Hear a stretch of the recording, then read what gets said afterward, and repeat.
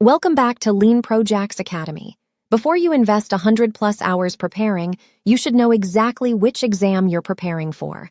There are two major Greenbelt certifications, IASSC and ASQ, and they are not the same exam.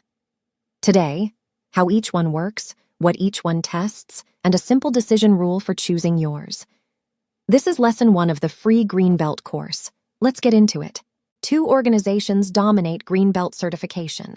IASSC, the International Association for Six Sigma Certification, offers the Certified Lean Six Sigma Greenbelt.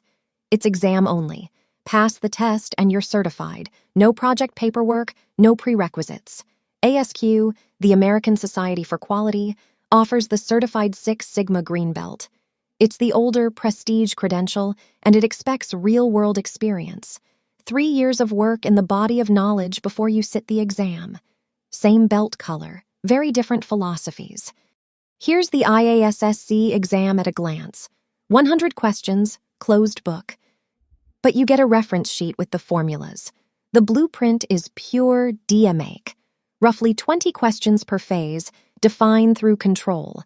And because it's a Lean Six Sigma body of knowledge, Lean is baked in.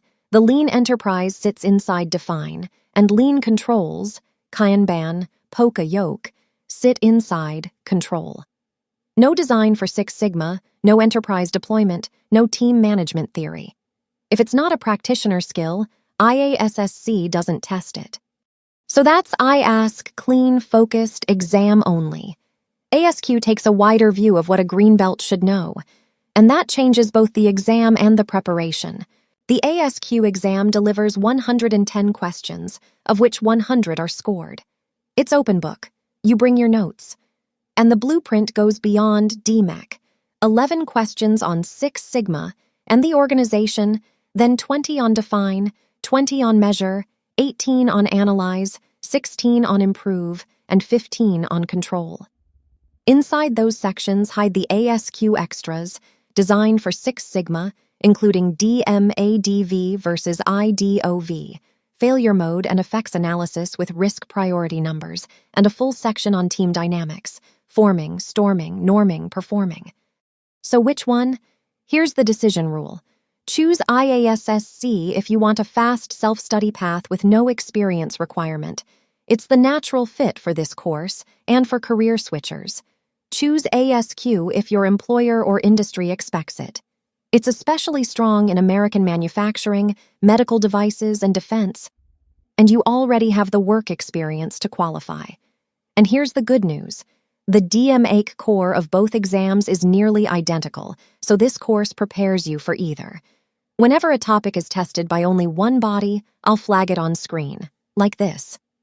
Whichever exam you choose, the preparation is the same discipline.